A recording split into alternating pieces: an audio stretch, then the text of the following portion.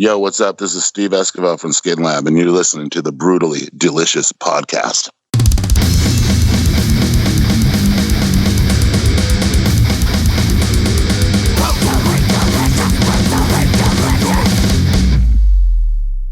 Cool. Hey, you're listening to the Brutally Delicious podcast. I am Bruce. I'm Chris. Wow. That's very deep. Here, I'll do my best James Hetfield. Are you ready? Yeah. I'm Chris. Beautiful. I'm sure that sounds just like him. Thank you for joining us. And if you haven't tuned off already, we've got Steev Esquivel, I believe his name is. He's going to be the front man from Skinlab. These guys are pretty freaking heavy. I don't know if you had a chance to check them out from like Oakland or the Northern California area. So heavy. So heavy. And if you want to hang on, we'll go ahead and get him on the line. I'm going to do the whole interview like James Hetfield. Yeah. That would be... Let's see how long he lasts. He'll last about 10 seconds and be like, all right, I'm done. Hey, you have a problem with it? Yeah. The other dude was like, are we talking about winter fill-up or are we going to talk about soup? I'm not sure what we're talking about. Me neither. All right, it's ringing. Steve. Yo. Hey, how are you, man? Bruce Moore and my partner, Chris. Nice to meet you, man. How are you doing? I'm doing great. How you guys? Really good. All things considered, you know. Yeah, how you holding up and all this? Yes. Yeah, we're holding up pretty good, actually. Just moved down to San Diego, so we got out of Bay Area. And now we're self-quarantined in San Diego. The better places in the world. That's nice down there. Yes, a little better. Well, we love the Bay Area. I've been there my whole life, but it's time for a change. Nice. The whole band go, or? No, no. We're all scattered around. Snake still lives in the Bay Area, so that'll still be our hubcap. Mm-hmm. Got to go there to drink the water. That's right. You're too close. Yeah. I guess it's quite a bit warmer where you are compared to the Bay Area. Oh, yeah. Well, it's our first house at the pool, and we got a beach. We're out down here, and it should be pretty cool. I also work for a bus company, so we'll be slinging buses once the doors open up, and this is probably a little better place for me to be slinging them out here. So, Yep. Nice. Got to stay where the business is. The industry is still surrounded me, and pretty stoked. See, exciting. And with all the technology, I mean, you guys don't need to be together in the same place anymore. You can kind of just bounce things back and forth, right? Yeah, we live 20 minutes away from each other, and we see each other when we go on tour. No love loss. It's just, we've been a band 20 years. And when we see each other, we pick up where we last left off. That's what brothers do. So I'm gonna jump all over the place here to start with. And you just mentioned it was one of my questions. You ever imagine you'd still be doing this 20 years later? Yes, sir. Was there ever a plan B, like an escape hatch, or was it all in? I always have an escape hatch. Yeah, I'm a carpenter, painter by trade. Most of Skinlab throughout the years have been. We all have homes and everything. It's always been a plan, but to give in has never been an option. Musician for life. All right. Yeah, once it gets in your blood, it doesn't leave. Yeah, no, I mean it's going into the next generation. My son's a drummer, upcoming drummer, pretty badass. Nice. He's going to be taking the name and rolling with it here soon. So what is it like then? You just mentioned the next generation. What is it like going to a Skinlab show? Obviously, you're not going to one now, but Skinlab show where like people like myself are bringing their kids. You're getting multi-generational things. That must be pretty cool, right? Yeah, we're a new band to a lot of people, and our old fans are bringing their kids and their wives, and it's really cool. Before this album came out, we were touring. We had done a few tours, and the turnouts were pretty sparse, and not too many people coming out. But I mean, we didn't realize that people want new music. They want new music. We had to get that going. And when we released the album, the last two tours we did, I mean, people were coming out, man. It felt really good.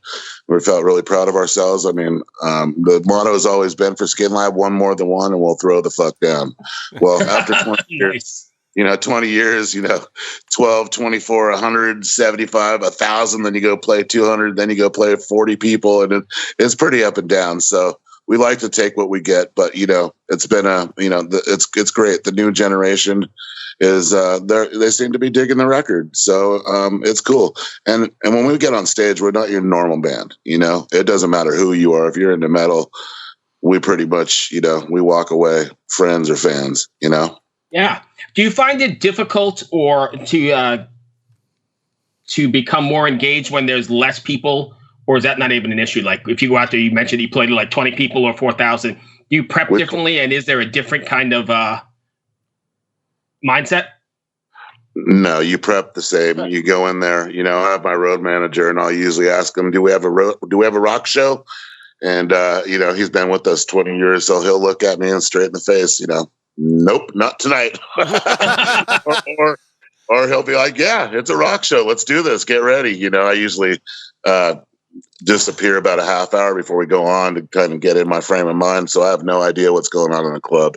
And but once we go on stage, the lights go on. That's when it's time to work. And I've been known to be a little bitch when there's a couple of people there, but that's just human nature. You want to make everybody happy, and sometimes it's just really hard.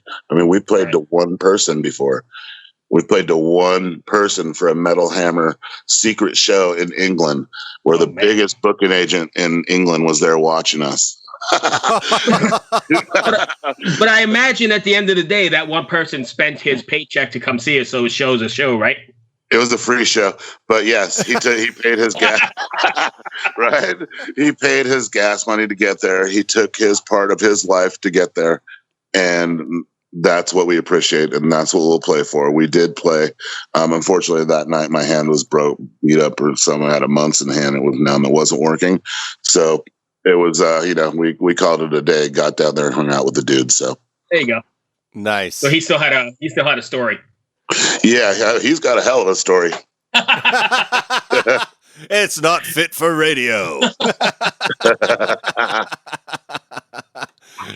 Chris? Oh, man. So 20 years later, how has technology changed the way that you guys write? Oh, well, I don't know much of technology. Snake is as the engineer and producer of the band. He, pretty much him and Ulrich did this record together. I pretty much the music that I contributed, which is probably most of it on this album. It's old school. I write the music, I write the choruses, play them on guitar, and I sing them. And that's pretty much what came out this album.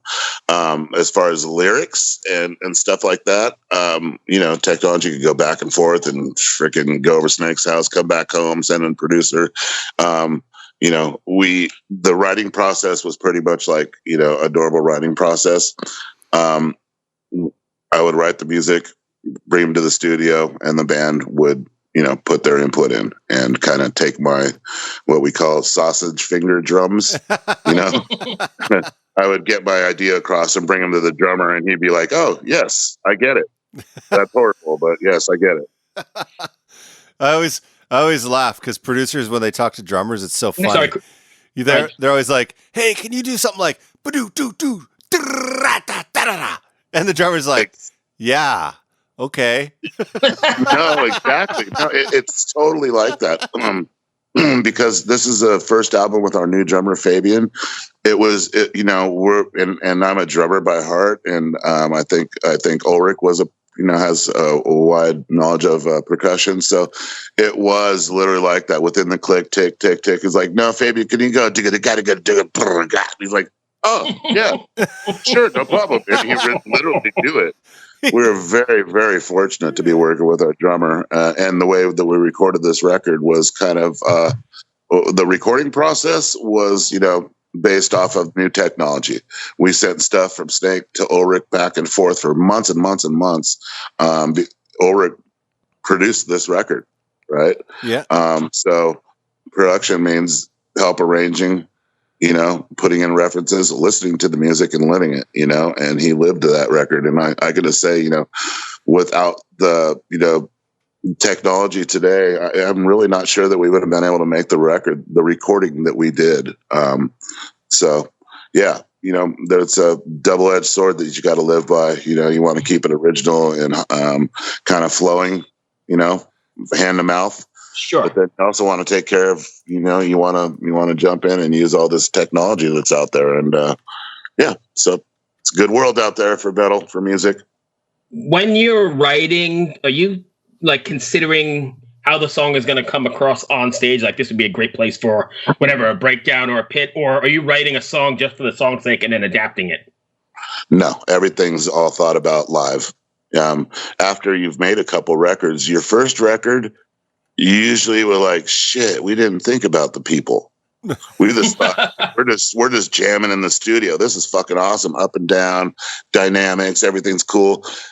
A lot of shoegazing, and then you bring that to live after, your first bunch of shows. You're like, hey, okay, yeah, that slow, satanic ballad just isn't working. Yeah, right.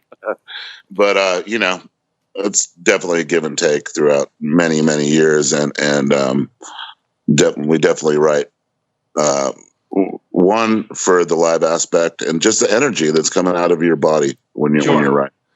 Yeah. I've got one more in the writing process, and I'll let Chris jump in. When you're writing, is there a message or a takeaway you want your fans to walk away with after listening to a Skinlab record? Yeah, throughout the years, we had like an open interpretation, of my lyrics and everything. And I just, this record, I felt that I wanted to keep that going, but be a little more direct. The whole album is about knowing yourself. It's about the whole album is based off of the title track Venomous. The world today, especially on the internet, everyone is just so desensitized. Everybody's out to, voice their opinion, even when it's not even asked. Everyone's quick to stab someone to get what they want out of somebody. The love hate in the chorus of Venomous is, that's it. There's so many, ups and downs and just kind of lefts and rights in this world. And I thought we'd take a little tag on it, but the most of it is just, acknowledging and trying to overcome a lot of the bullshit that we're living today. The lyrics are pretty straightforward. Yeah. I'm watching as we speak. I'm watching for the third or fourth time now the Amerikill video, and it's definitely pretty current event related. Sure. Well, Amerikill has two meanings. Amerikill I wrote because I don't necessarily have an opinion on gun control. Mm-hmm. I have an outlook, and that's what I presented through the lyrics, and that's what the lyrics were about. Amerikill. You see on frickin' YouTube a little kid, in the ghetto fucking around with a fucking gun, putting bullets in a gun, loading a fucking rifle, but then you see, a farmer or whatever, killing his cow, putting them, to rest to feed the family. You know what I mean? There's so many different ways of using a gun. I feel that me personally, it's not the gun's mistake. It's a person's. Right. And that's just my personal opinion. That's what I wrote Amerikill about. And then we thought we'd have a little fun and kind of twist the two together. It's just all about knowing yourself and the protection that you have within yourself. Now, the whole video, we kind of had a little fun with what's going on today. And that just portrays this knowing your surroundings, What's that sound? What do you hear? Bruce, are you typing? Listen, wow, old school. This guy, fuck, he doesn't know he's lost complete control over what's acceptable. Dude, you still have a typewriter, bro? Come on.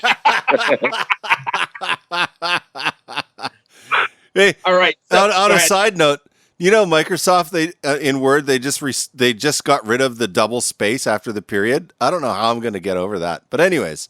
We don't need to talk about typing. We're not here to talk typing. But anyways, you were talking about working with Ulrich as a producer. Is this the first time you've worked with him?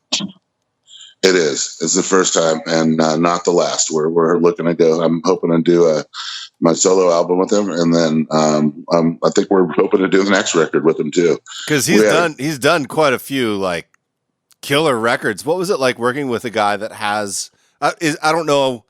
Like, to be honest, I'm kind of new to metal, So I'm still learning. What was it like working with someone that's done so many killer heavy records like that? Yeah, it was very intimidating. Fortunately, we got to know him a little bit through just kind of back and forth online and communicating that way.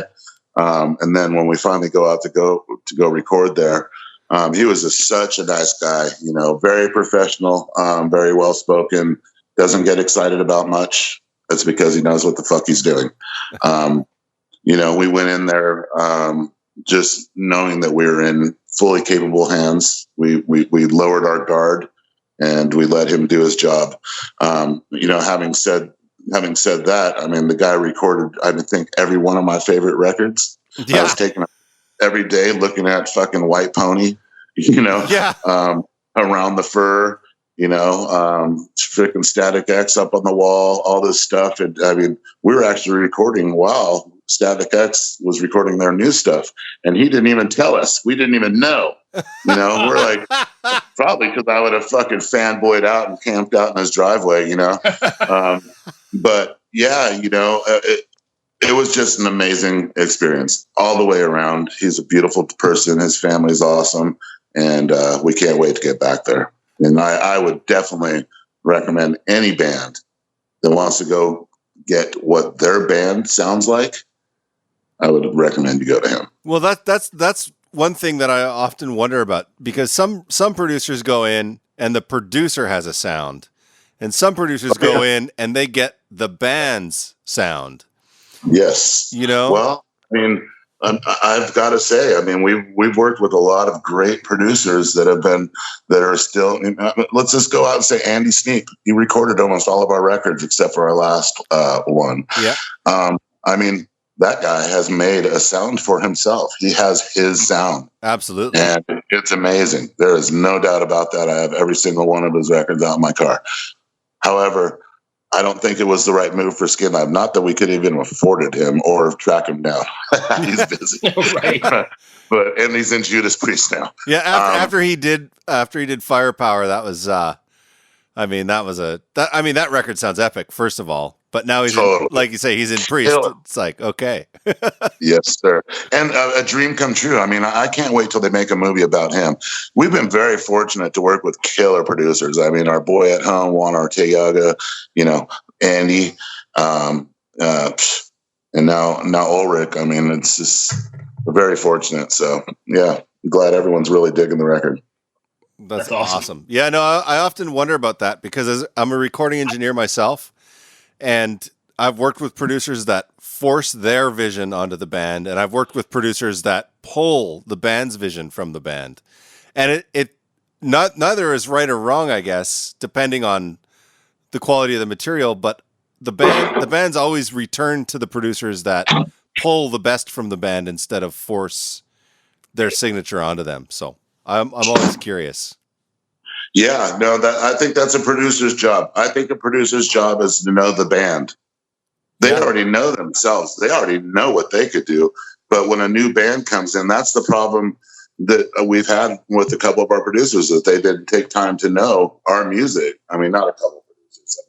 With some people that we've worked with is that, they're like, yeah. I mean, I've had bands where my band sounds unique. We're going to bring it into you, and they're just going to slap on the frickin' Metallica fucking, Black album. Yeah. And, drums, and then give me the Machine Head snare drum. You know what I mean? It's like, dude, no, I don't want that. Let's start over. Then sample my shit and use that for someone else if you want. Yeah. That's awesome. Which is the case. I mean, from what I've heard, Disembody the New Flesh, which is our second record, is a pretty well-known record to mix to. People will go and A and B their record to that album, because Andy's a badass, Oh, yeah. Absolutely. Well, and we're no slouches either. I mean, that is us. Right. No, the first time had a little part in it. The first time I heard a Sneap record, about what we're doing. Yeah, the first time I heard a Sneap record was 36 Crazy Fists, Bloodwork. And yes. And that snare sound was just crushing. I was like, holy fuck. No triggers. Yeah. I know. Yeah, no triggers. Yeah. Yeah, no, I have those are my boys, 36. Oh, really? Are they still? Last Yeah, I I heard. got them signed to Roadrunner. I discovered them from Alaska. Really? Oh, wow. Yeah, those are my brothers right there. That's amazing, man. Are they? Mhm. Are they still? And they're the reason. I mean, if you hear a little bit of difference on Revolting Room, it's like there was such an influence. I mean, not only did I sign them, I mean, they influenced the fuck out of me and the whole world. Yeah. You know, Broccoli's got a fucking unique voice. I mean, yeah, it was a great record. Yeah. No, it was like, well, I had no idea that was going to happen. But anyways, All their records are amazing. Now they're producing themselves, bro. You got to check out the last 2 albums. yeah, Amazing. I haven't followed them since I can't remember the record after Bloodwork. But Oh man! After they left Roadrunner and you got free record, you stopped following them. No, I didn't get free records. I was buying those records, man. Okay. But I got to go check it out now. That's for sure. Yeah, for sure. Please do. Yeah. So congratulations on the record. I think it sounds killer. Oh, it's great. And do you have anything else, Bruce? Yeah. Well, I've got 2 things. One, shit, I just forgot what I was going to say. Okay, 2, 1. Yeah, let's go to 2. You seem to have a sense of humor. Can I ask you some fucked up questions that have nothing to do with Skinlab? Bring it on. We kind of do this in the end just to try and create a few laughs here and there. Or not. You may hang up the phone on us, so it doesn't matter. But anyway, is a hot dog a sandwich? Hell no. Why?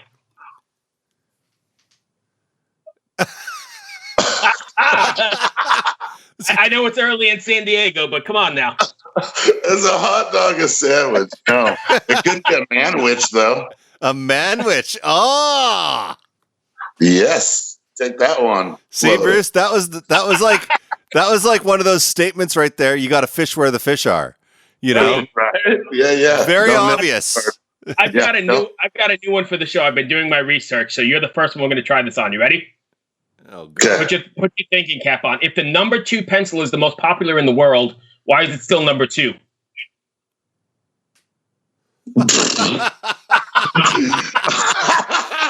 Oh shit! Did they even make it number 1? First off, and then I don't know. I would.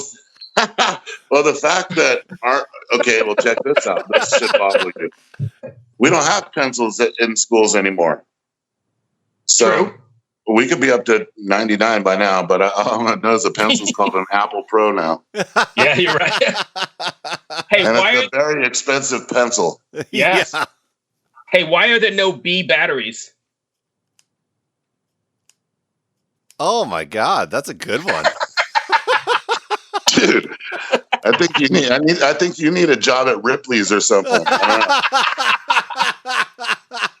All right, can I give you one more? Absolutely. At a movie theater, how do you know which armrest is yours?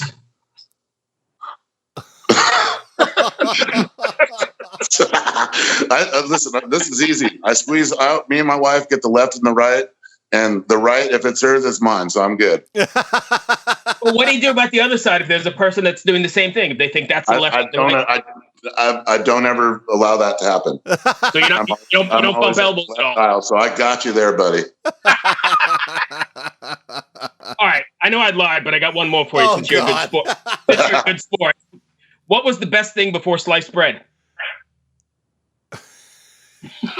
I'm Mexican. Tortillas, brother. There you go. Oh yeah. Yeah. I'm batting 5 for 5, I think. You are batting 5 or something. Like, we'll give it to you anyway because these are all nonsense. We just like to mix it up a little bit. Hope that wasn't too bad. Yeah. Are you guys doing anything different or special to keep in contact with fans during all this nonsense, or are you?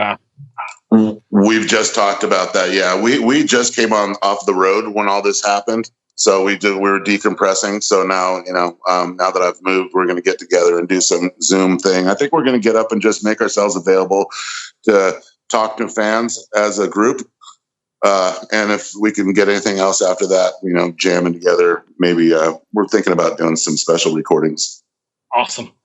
That's all. That's all I've got. Chris, you got anything else? I don't, man. I really appreciate you taking the time with us today, and oh, dude, I appreciate you guys, man. Thanks for remembering us. And hey, no worries. And putting Thanks up with for putting Bruce. Up with Chris's song. Yeah, I think Chris's questions were a little off the chain today, so sorry about that. I got number one with tortilla. Hey, I didn't. Yeah, I think you did it. I didn't pull out the tomato soup question. No, but we still don't know why there's no B batteries. So yeah, next time. Next time, right? Right. To be continued. Anyway, Steve, I want to thank you for taking. Awesome, man. Thank you very much. Stay safe, brother, and we'll talk to you soon. All right, guys. Thank you. All right. Be well. Cheers. All right, later. Hello out there. Yes, hello out there, everyone. I'm Hal Schwartz. And I'm Flynn McLean. Together, we host None But the Brave, a podcast dedicated to the music and career of Bruce Springsteen. Bruce and E Street Band are on tour right now for the first time in 6 years, and we're taking a detailed look at what's happening on stage in our bi-weekly episodes. We've also been recently joined by some very exciting guests, including rock journalist Warren Zanes and Stephen Hayden, Backstreet's Magazine founder Charles Cross, and Barstool's Kirk Minahan. If you're a diehard Springsteen fan, this is the show for you. So please subscribe to None But the Brave on your favorite podcasting platform, and we hope to see you further on up the road. Thank you so much. We'll be seeing you.